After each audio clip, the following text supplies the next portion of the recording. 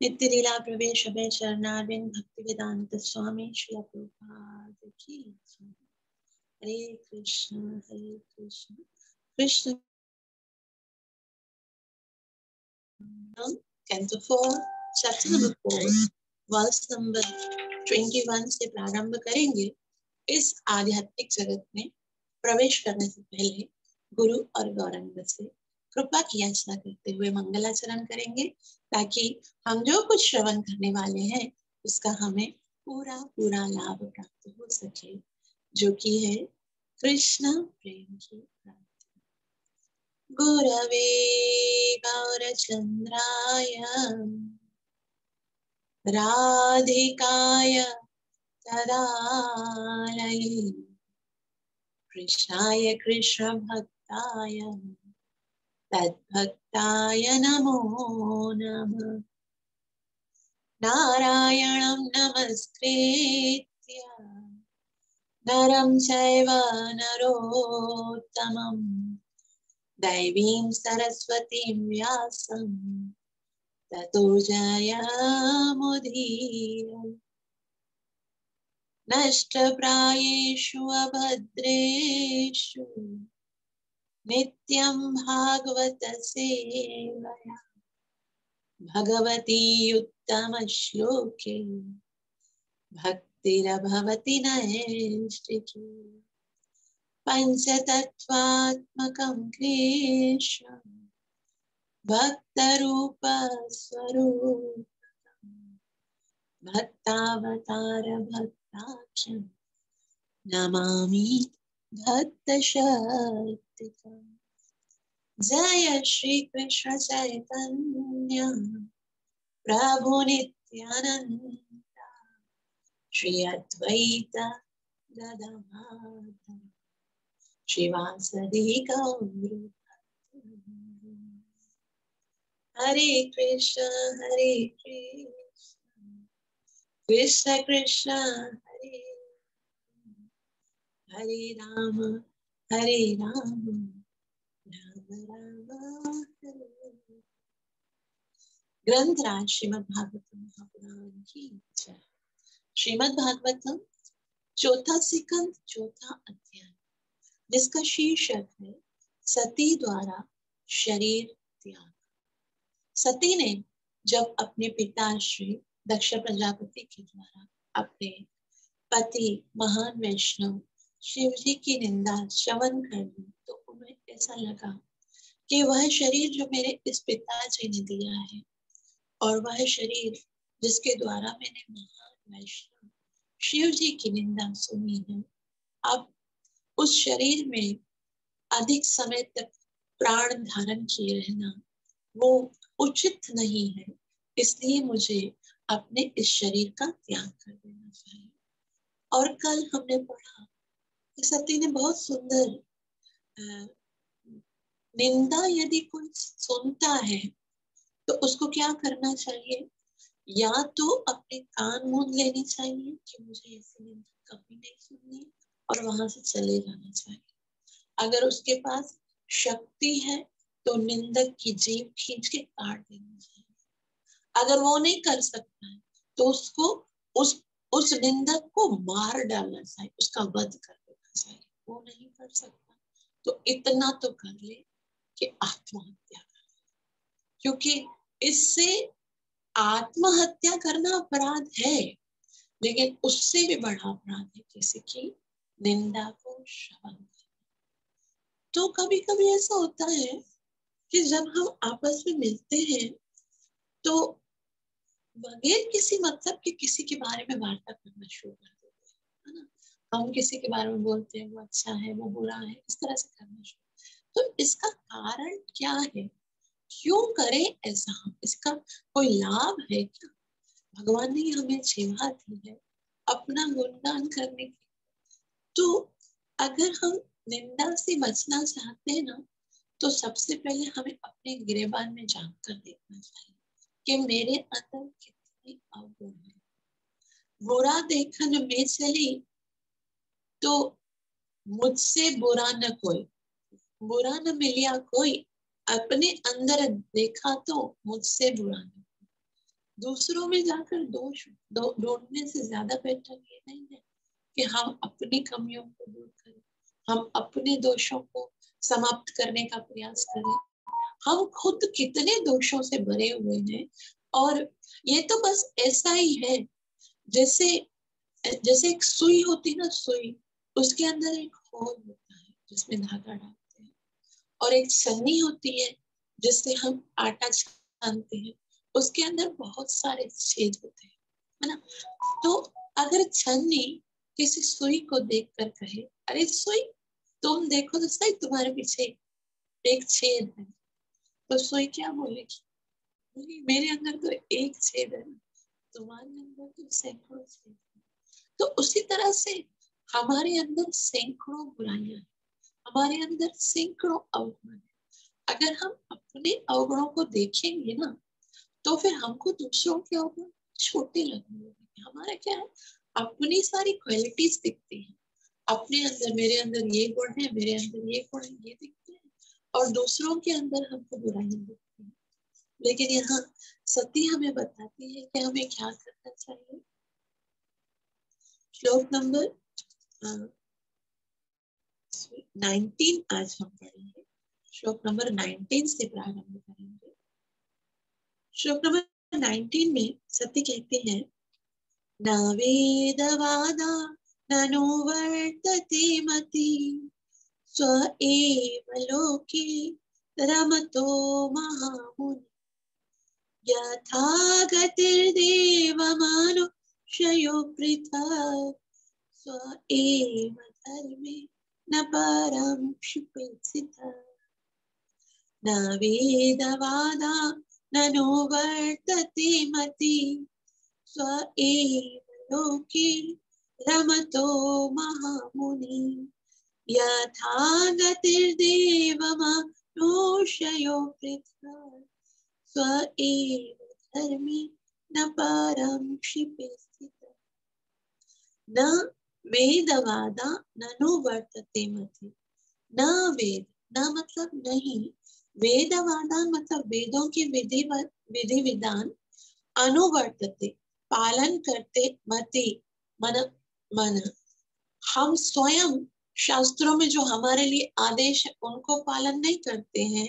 स्व एव लोके रमत महामुनि, और दूसरों जो शुद्ध भक्त है उनके अंदर बुराइयां ढूंढने, अपने अंदर बुराइयां नहीं ढूंढते हैं, स्वयं अपने कर्तव्य पूर्ण नहीं करते, जो हमारे लिए शास्त्रों में आदेश है उसके विषय में नहीं सोचते, और दूसरों के अंदर लांछन लगाना शुरू कर देते हैं कि वो ऐसा करता है, वो ऐसा करता है, उनके बारे में उनके अंदर बुराइयां ढूंढते हैं।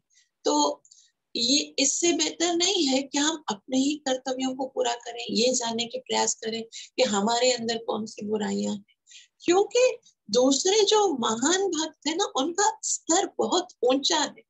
देखने में यदि लगता भी है कि वो कोई अपराध कर रहे हैं या कुछ ऐसा है, तो भी उनका लेवल इतना बड़ा है कि हमारी जो छोटी दृष्टि है ना, वो उनके लेवल को समझ नहीं सकती। जैसे यथा गतिर देव मनुष्य पृथक, जैसे देव और मनुष्य की गति पृथक है, देवताओं का एक अलग स्तर है, और देवता जो कार्य करते हैं और मनुष्य जो कार्य करता, उनके कार्य में, उनकी गति में, उनकी स्पीड में फर्क है। जैसे अगर हम देखें, कोई विमान में बैठा होता है, एरोप्लेन में बैठा होगा तो वो आसमान के पास से जा रहा होगा, और जो गाड़ी में बैठा है, पृथ्वी पर चल रहा है, वो कैसे जा रहा होगा?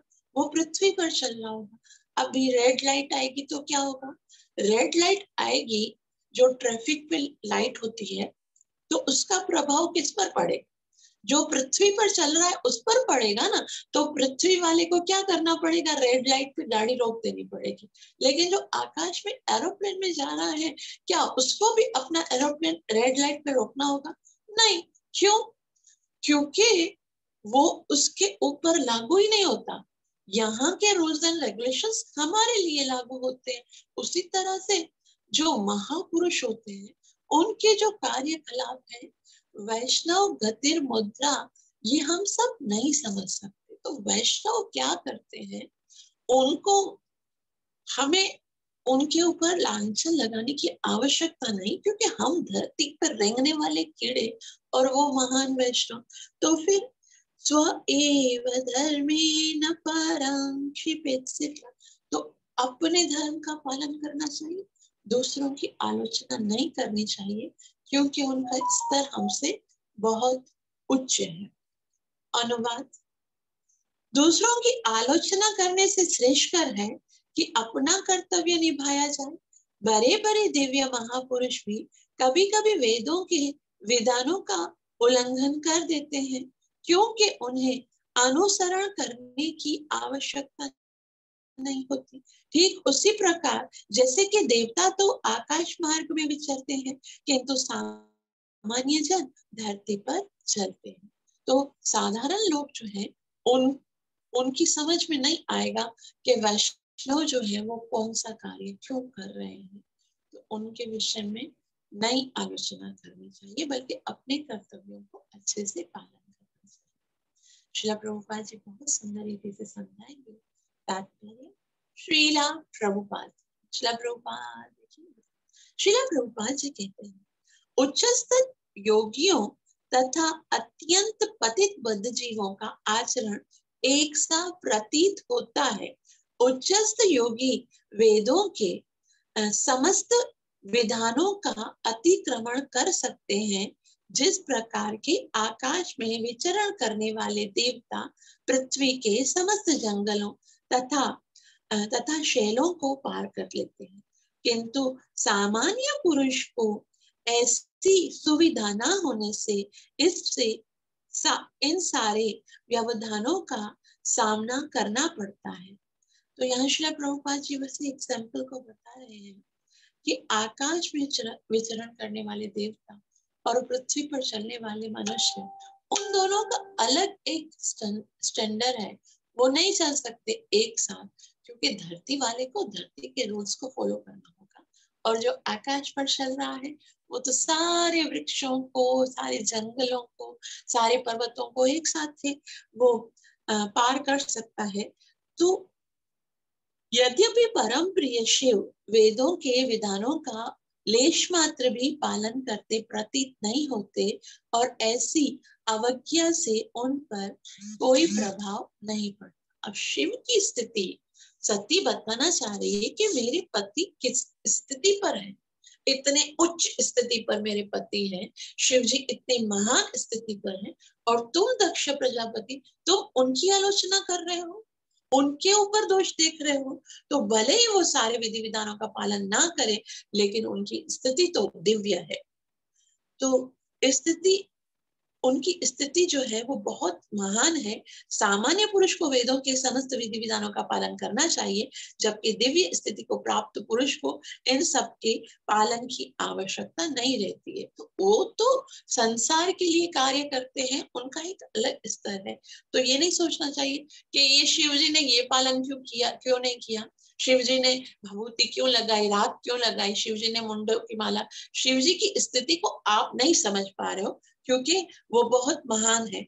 दक्ष ने शिव पर दोष आरोपण किया था कि वे वेदों को के कठोर विधि विधानों का पालन नहीं करते, किंतु सती ने बलपूर्वक बताना चाहा कि उन्हें ऐसे नियमों का पालन करने की आवश्यकता न थी, कि वो इस स्तर पर है कि वो यदि नियमों का पालन नहीं करते हैं तो भी वो परम दिव्य स्तर पर है। हम जैसे साधारण नहीं है कि एक विधि विधान का पालन नहीं किया तो हमारा पतन हो जाएगा। कहा गया है कि जो सूर्य या अग्नि के समान तेजस्वी हो, उसे शुद्धि या अशुद्धि की कोई परवाह नहीं रहती है। अब यहाँ पर श्री प्रभुपाद जी एक बहुत ही सुंदर एग्जाम्पल, उदाहरण दे रहे हैं कि सूर्य क्या करता है, हर एक वस्तु को सोख लेता है। धरती पर यदि मल मूत्र पड़ा होता है तो सूर्य अपनी श्वाओं से उसको भी सोख लेता है। लेकिन इसका मतलब ये थोड़ी है कि मल मूत्र के कारण सूर्य, उसको सोख करने के कारण सूर्य मलिन हो जाता है। हम यदि उसको हाथ लगाएंगे या उसको साफ करेंगे तो हम अपवित्र हो जाएंगे, क्योंकि हम नीचे के स्तर पर हैं। लेकिन सूर्य इतने महान स्तर पर है कि यदि वो मल मूत्र को सोखता है तो भी वो पवित्र रहता है।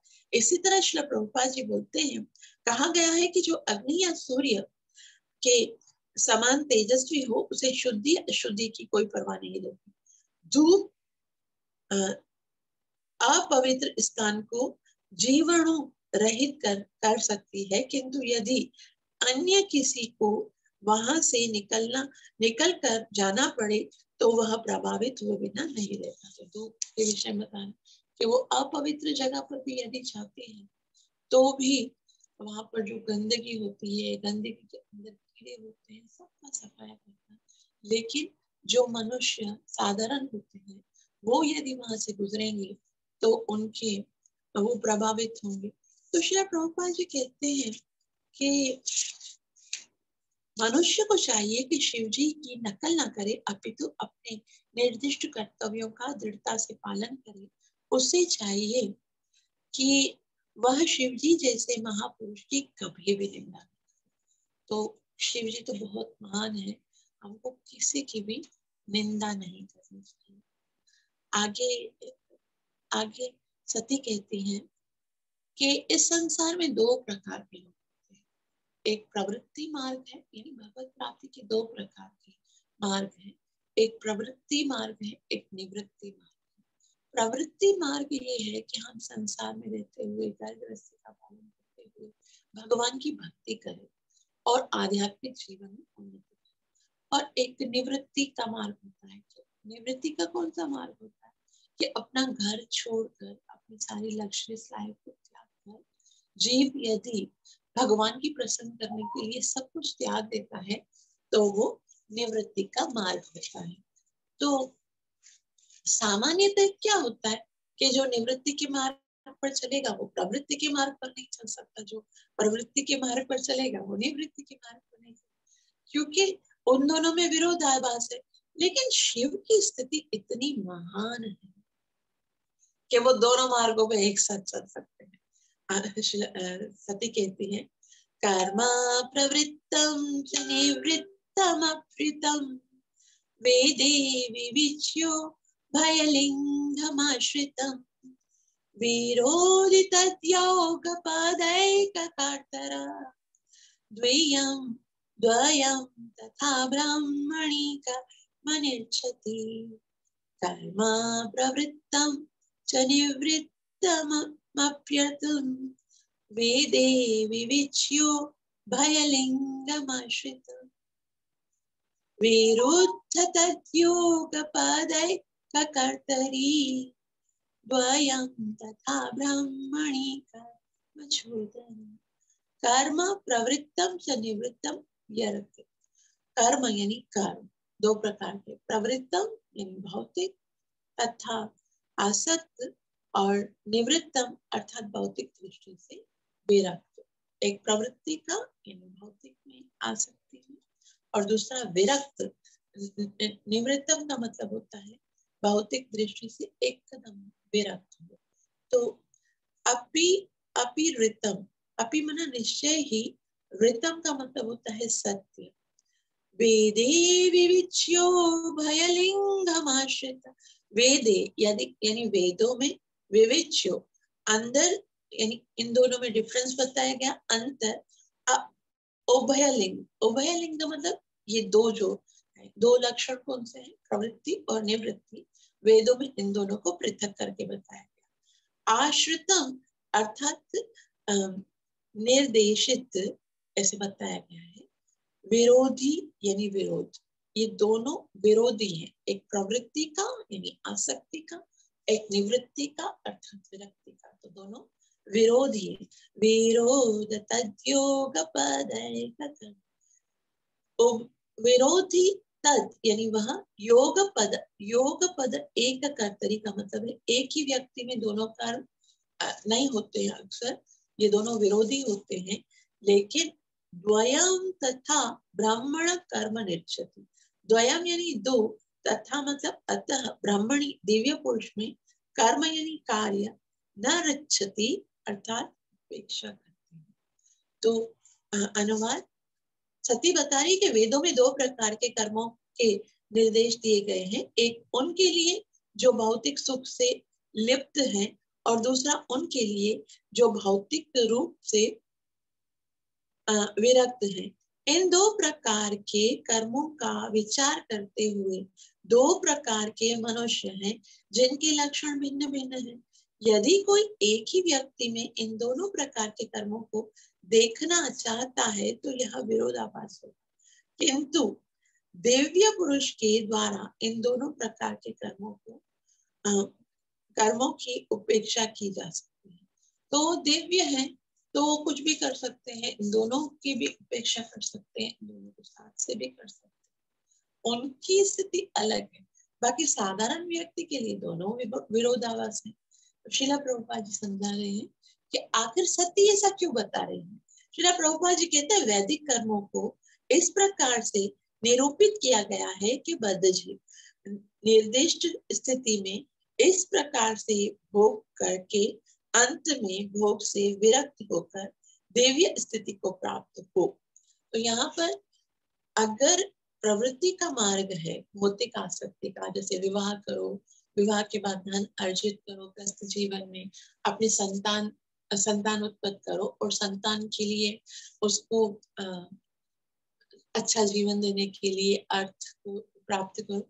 तो ये जो भौतिक जगत में ये क्यों बताया गया है, ताकि जीव धीरे धीरे धीरे ही कार्य करेगा और उसके मन में स्वतः ही, अगर प्योरिटी के साथ हम केवल अपने धर्म को पालन करें ना, तो भी उसका रिजल्ट क्या होगा। धर्म सुनिश्चितः पुंसां विश्वक्सेन तथा सुयः नोत्पादयेद यदि रतिम श्रम एव हि केवलम्। अपना धर्म पालन करने के बाद भी जीव के हृदय में भगवान की कथा को श्रवण करने का, भगवान की भक्ति करने का उत्साह उत्पन्न होता है। नहीं उत्पन्न हुआ तो मतलब अब तक जो धर्म को पालन किया सब व्यर्थ है। तो श्रीला प्रभुपाद जी कहते हैं कि बद्ध जीव निर्दिष्ट स्थिति में इस संसार में भोग करके अंत में इसके विरक्त होकर देवीय स्थिति को प्राप्त हो। चारों सामाजिक श्रम, यानी चार जो आश्रम है सामाजिक, ब्रह्मचर्य, गृहस्थ, वानप्रस्थ तथा संन्यास, ये चार आश्रम है। 25 साल तक ब्रह्मचर्य, 50 साल तक वानप्रस्थ, 70 साल तक 50 साल तक गृहस्थ, 70 साल तक वानप्रस्थ और उसके बाद संन्यास लेना होता है। तो यह श्रील प्रभुपाद जी कहते हैं ब्रह्मचर्य, गृहस्थ, वानप्रस्थ तथा संन्यास दिव्य जीवन के पद तक उत्तर पहुंचने की शिक्षा देते हैं। क्यों किया जाता है? ताकि धीरे धीरे धीरे धीरे जीव आध्यात्मिक स्तर तक पहुंचे, दिव्य स्तर तक पहुंचने के लिए शिक्षा है। तो गृहस्थ के कर्म तथा वे सन्यासी से भिन्न है। एक ही व्यक्ति के लिए इन दोनों आश्रमों को ग्रहण कर पाना असंभव। अब गृहस्थ क्या करेगा? गृहस्थ तो धन कमाएगा, अपने बच्चों की सहायता करेगा, पत्नी के साथ समय बिताएगा। तो गृहस्थ जो है उनका कर्म अलग है, उनका धर्म अलग है। जो सन्यासी वो क्या करेंगे? सन्यासी जंगल में जाएंगे, तपस्या करेंगे, साधना करेंगे, हरि नाम का जप करेंगे, दूसरों को भी भगवान के जो आदेश है उनको सुनाएंगे। तो दोनों कर्म तो दोनों के भिन्न है। तो गृहस्थ के कर्म तथा वैश्य संन्यास के कर्म भिन्न है। एक ही व्यक्ति के लिए इन दोनों आश्रमों को ग्रहण कर पाना असंभव।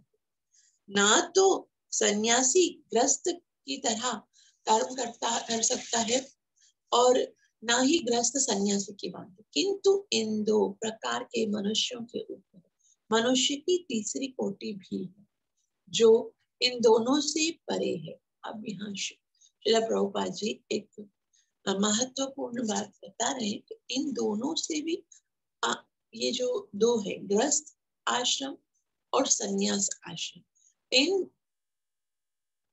इन दो प्रकार के मनुष्यों के ऊपर मनुष्य की तीसरी कोटि है जो इन दोनों से परे है। शिव को दिव्य आनंद प्राप्त है क्योंकि ऊपर कहे अनुसार वे अपने अंतर में भगवान वासुदेव का ध्यान में खोए रहते हैं। तो भले ही वो गृहस्थ हैं, भले ही वो सन्यासी हैं, वो क्या है, उनके हृदय में केवल भगवान वासुदेव ही का निवास रहता है, भगवान की ही ध्यान में वो खोए रहते हैं। तो अतः उन पर ना तो गृहस्थ के और ना ही सन्यासी के कर्म लागू होते हैं। वे परमहंस अवस्था में को प्राप्त हो गए। अभी दो रास्ते हैं ना, एक निवृत्ति का मार्ग है यानी सन्यासी बन जाओ, एक प्रवृत्ति का मार्ग है यानी कि ग्रस्त बन जाओ। ये दोनों मार्ग अलग हैं। जो सन्यासी है वो ग्रस्त की तरह आचरण नहीं कर सकता, जो ग्रस्त है वो सन्यासी की तरह नहीं रहता। लेकिन शिव जी के विषय में बताया कि शिव जी जो है उनका स्तर एकदम महान है। शिव जी, क्योंकि यहाँ श्री प्रभुपाद जी कहते हैं कि शिव जी को दिव्य पद प्राप्त है क्योंकि ऊपर कहे अनुसार वे अपने अंतर में भगवान वसुदेव के ध्यान में सदैव खोए रहते, अतः उन पर ना तो ग्रस्त के और ना ही सन्यासी के कर्म लागू होते, वे परमहंस अवस्था को प्राप्त कर चुके। Shrimad Bhagavad Gita chapter number 2 verse 62 and 63 में भी शिव की दिव्य स्थिति को व्याख्या तो उसमें जो 62 और 63 में शिव की दिव्य स्थिति की व्याख्या की गई है। यहाँ ये कहा गया है कि जब फल की इच्छा के बिना कर्म करते हुए भगवान की दिव्य सेवा की जाती है तो मनुष्य दिव्य पद को प्राप्त होता है। अब ये दिव्य स्थिति कैसे आती है, हम कैसे दिव्य स्थिति पर पहुंचेंगे? यदि निष्काम भाव से भगवान की सेवा करें। जो व्यक्ति निष्काम भाव से भगवान की सेवा करता है तो वो इस आध्यात्मिक स्तर पर पहुंच जाता है। आगे श्री प्रभुपाद जी कहते हैं विधानों का पालन करना अनिवार्य नहीं होता। जो रूल्स एंड रेगुलेशंस हैं वो साधारण लोगों के लिए हैं। जो महान लोग हैं, जो महान वैष्णव हैं, उनके लिए ये विधि विधान जो है वो इतना इम्पोर्टेंट नहीं रखते हैं। जब मनुष्य वैदिक अनुष्ठानों से संबंधित अपनी कामनाओं को पूरा करने के आदेशों के ऊपर कट्टर दिव्य विचार में पूर्णतः खोया रहता है, अर्थात भगवान के विचार में मग्न रहता है, तो इस स्थिति को बुद्धि योग या समाधि कहलाते हैं। बुद्धि योग क्या है? श्रीला प्रभुपाद जी बताते हैं वैदिक अनुष्ठानों से संबंधित अपनी कामनाओं को पूरी तरह पूरा करने के आदेशों के ऊपर कठोर दिव्य विचार के ये प्राप्त करना है, वो प्राप्त करना है, इसको छोड़कर अगर कोई व्यक्ति जो है वो सदैव भगवान के विषय में सोचता है तो फिर क्या होता है, वो दिव्य स्थिति पर पहुंच जाता है। जब मनुष्य वैदिक अनुष्ठानों से संबंधित अपनी कामनाओं को पूरा करने के आदेश के ऊपर कठोर दिव्य विचार पूर्णतया खोया रहता है, अर्थात भगवान के विचार में मग्न रहता है, तो इस स्थिति को बुद्धि योग या समाधि कहते हैं। तो वो स्थिति जो है वो बुद्धि योग है या समाधि है। जो पुरुष इस स्थिति को प्राप्त कर लेता है उस पर ना तो भौतिक सुख प्राप्त करने और ना ही विरक्ति के वैदिक कर्म ना। तो यहाँ श्री प्रभुपाद जी बहुत ही सुंदर बताया कि जब मन में, हृदय में कोई भौतिक इच्छा नहीं है, इंद्र तत्व की कोई इच्छा नहीं है, पूरा का पूरा फोकस यदि भगवान की प्रसन्नता के लिए है तो वो समाधि है। और जो पुरुष इस स्थिति को प्राप्त कर लेते हैं वो जो आध्यात्मिक स्थिति है जिसमें इंद्र तत्व का लेश मात्र भी नहीं है, जो इस स्थिति को प्राप्त कर लेता है, इससे उस पर ना तो भौतिक सुख प्राप्त करने के और ना ही विरक्ति के वैदिक कर्म, तो उसके लिए सारे कर्म जो है वो संपूर्ण हो गए। उसको ना तो विरक्ति के कानून को फॉलो करना है और ना ही आसक्ति के या प्रवृत्ति के, उसका दिव्य स्तर है। तो ये सती क्यों बता रही है? क्योंकि वो बताना चाहती है कि दिव्य जो सती जो है वो जिस शिवजी जो है वो कितनी महान स्थिति पर है, तो वो यदि ये सारे कार्य करते हैं तो उनके पर इसका कोई प्रभाव नहीं पड़ता। और आगे सती जो है वो अपने पिता को बता रही है कि पिताजी आपको लगता है कि मेरे पति के पास कुछ नहीं है, कोई ऐश्वर्य नहीं है, कोई धन नहीं है, कोई शक्ति नहीं है, आप यदि हमारे ऐश्वर्य के विषय में जान लो ना तो आप आश्चर्यचकित हो जाओ, लेकिन हमारे ऐश्वर्य, हमारे वैभव को आप तो क्या आप आपके अनुचर और आप कभी नहीं जान सकते, क्योंकि हम अब देखो शिव जी कितनी महान स्थिति है कि जो उनकी शरण में आ जाता है वो भी महान हो जाता है। वो भी शिव जी कुछ भी दे देते हैं, है ना, धन होता है, शक्ति होती है, बल होता है, वो सब कुछ दे देते हैं, अपनी तपस्या तक दे देते हैं।